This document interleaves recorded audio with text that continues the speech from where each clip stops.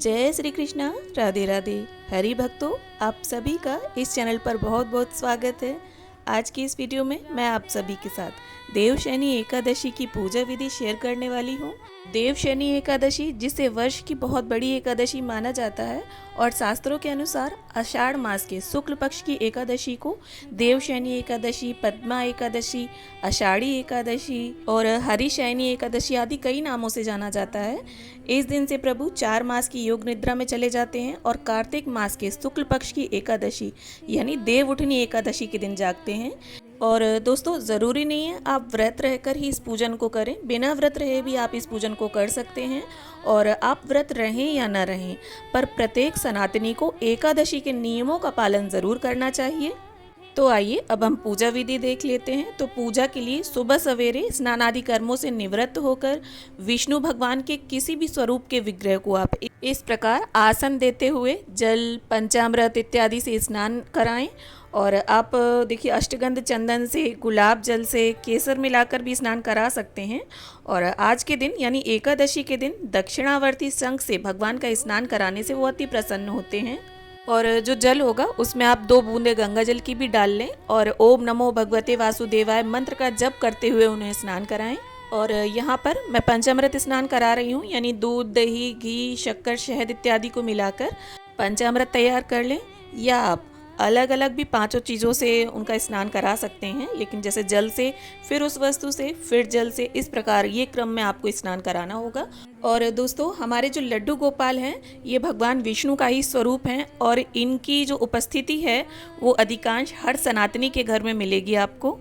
और आज के समय में लगभग सभी इनकी सेवा का सुख प्राप्त कर रहे हैं।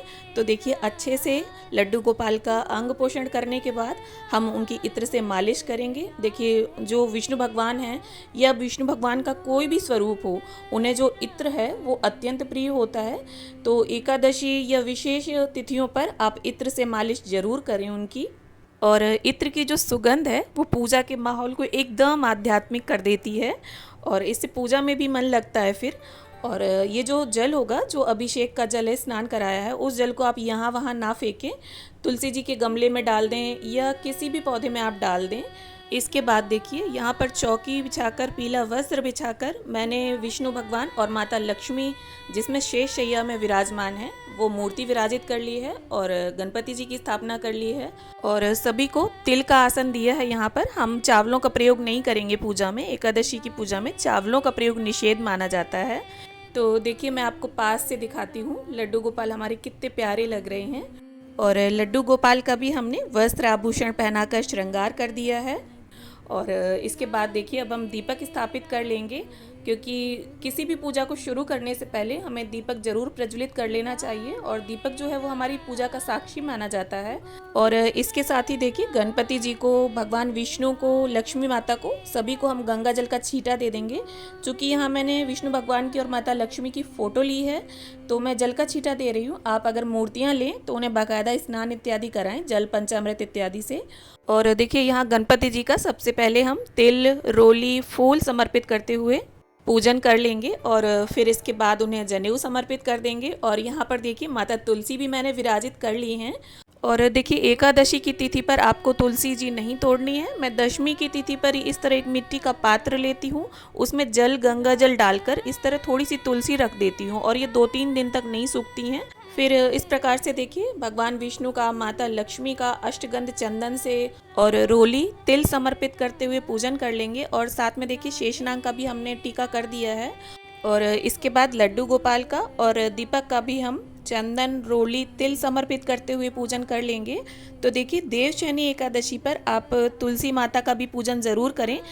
एकादशी की तिथि पर तुलसी जी को तोड़ा नहीं जाता है, आप दूर से पूजन कर सकते हैं। और दोस्तों, वैसे तो हर रोज़ ही हमें दीपदान करना चाहिए तुलसी माता के समीप, लेकिन एकादशी पर विशेष रूप से आप शाम के समय एक देसी घी का दिया जरूर तुलसी माता के समक्ष प्रज्वलित करें। और अगर आपके पास केले का वृक्ष है तो वहाँ पर भी दीपदान करें आप। और दोस्तों भगवान विष्णु को पीला रंग अति प्रिय होता है, तो पीले रंग के फूल अगर आपको मिल जाएं तो आप वो पूजा में शामिल करें, वरना जो फूल मिल जाएं आप उनसे पूजन कर लें।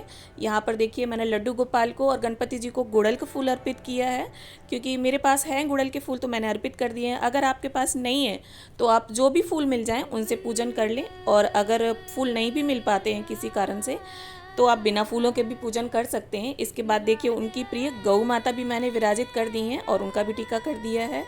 और देखिए एकादशी की तिथि पर एकादशी का महात्म्य जरूर पढ़ना चाहिए, क्योंकि पुस्तक पढ़ने के बाद हमें काफ़ी कुछ ऐसी चीज़ों का ज्ञान होता है जिसके बारे में हमें पता ही नहीं होता। इसके बाद देखिए गरुण देव का भी पूजन हमने कर लिया है, और भगवान विष्णु को यज्ञोपवीत और वस्त्र रूपी कलावा भी अर्पित कर दिया है। और इसके साथ ही सभी को हम सुगंध यानी इत्र अर्पित कर देंगे। और पूजा में विशेषकर भगवान विष्णु की पूजा में आप इत्र का प्रयोग ज़रूर करें। अब इसके साथ ही देखिए भगवान गणपति को हम बिना तुलसी दल वाला भोग अर्पित कर रहे हैं, और यहाँ मैंने मिश्री का भोग लगाया है गणपति जी को। और देखिए भगवान विष्णु को एकादशी पर जो भी ऋतु फल हो आपके पास वो अर्पित करें। पंचामृत का भोग ज़रूर रखें। यहाँ मिश्री, ऋतु फल, पंचामृत और देखिए मुख शुद्धि के लिए लौंग, सुपारी, इलायची, इस तरह से मैंने भोग में रखा है। और देखिए भोग में खाना खाने के बाद जिस प्रकार जल पीते हैं उसी प्रकार आप जल भी ज़रूर अर्पित करें। और देव शनि एकादशी पर देखिए किशमिश का भोग ज़रूर लगाया जाता है हमारे यहाँ, तो ये भी भोग मैंने रख दिया है। तो दोस्तों एकादशी पर अन्न का भोग नहीं लगाया जाता है। और इस प्रकार देखिए तुलसी दल जरूर अर्पित करें भगवान विष्णु के चरणों में, क्योंकि तुलसी दल जो है वो भगवान विष्णु को अत्यंत प्रिय है। और अगर मंजरी वाला तुलसी है आपके पास तो आप वो अर्पित करें। और भगवान विष्णु के सभी भोग में आप तुलसी दल जरूर डालें, क्योंकि बिन तुलसी का भोग भगवान ना तो स्वीकार करते हैं और ना ही उसे ग्रहण करते हैं। और देखिए भोग लगाने के पश्चात आप लड्डू गोपाल को उनकी बांसुरी जरूर दे दें, और हाथ में इस तरह से देखिए थोड़े से तिल लेकर हम एकादशी का महात्म्य पढ़ लेंगे। और यहाँ पर देखिए देव शनि एकादशी की पूजा विधि मैं दिखा रही हूँ, तो देव शनि एकादशी का ही महात्म्य हम पढ़ेंगे। और देव शनि एकादशी से ही देखिए चातुर्मास की भी शुरुआत हो जाती है। और देखिए कोशिश करें परिवार के सभी सदस्य इस पूजन में शामिल हो, क्योंकि देव शनि जो एकादशी है वो बहुत बड़ी एकादशी मानी जाती है। 4 मास के लिए श्री हरि योग निद्रा में चले जाते हैं। और संपूर्ण पूजन में अगर सभी शामिल नहीं हो पा रहे हैं तो कथा में और आरती में तो सभी जरूर शामिल हों। और इस प्रकार से देखिए हम गणपति जी की, तुलसी मैया की, माता लक्ष्मी की, श्री हरि की, लड्डू गोपाल की, सभी की बड़े ही प्रेम पूर्वक और श्रद्धा भाव से आरती उतार लेंगे। और जितनी देर आप ये पूजन करें मन में श्री हरि का ध्यान करते हुए पूजन करें। और एकादशी की तिथि पर भी आप सारा दिन मन में श्री हरि नारायण का भजन करते रहें। और आप चाहें तो श्री सूक्तम का पाठ कर सकते हैं, भगवत गीता का पाठ कर सकते हैं, या ओम नमो भगवते वासुदेवाय मंत्र का जप कर सकते हैं तुलसी माला से। और इस प्रकार देखिए आरती संपन्न होने के बाद आप यथासंभव दक्षिणा जरूर अर्पित करें, और गंगा जल और फूल की सहायता से संपूर्ण पूजा का शुद्धिकरण कर लेंगे, आचमन कर लेंगे, और इससे दीपक का भी शीतलीकरण हो जाएगा। और साथ ही प्रभु से पूजा में किसी भी प्रकार की रही कमी के लिए क्षमा याचना कर लेंगे। और साथ में ही सभी देवी देवताओं से विनती करेंगे कि वो हमारे पूजन को, हमारी भक्ति को स्वीकार करें। आशा करती हूँ वीडियो आप सभी को पसंद आया हो। वीडियो अगर अच्छा लगा हो तो इसे लाइक कर लें, शेयर कर लें, और चैनल को सब्सक्राइब करना ना भूलें। तो मिलते हैं अगले वीडियो में, तब तक के लिए ओम नमो भगवते वासुदेवाय।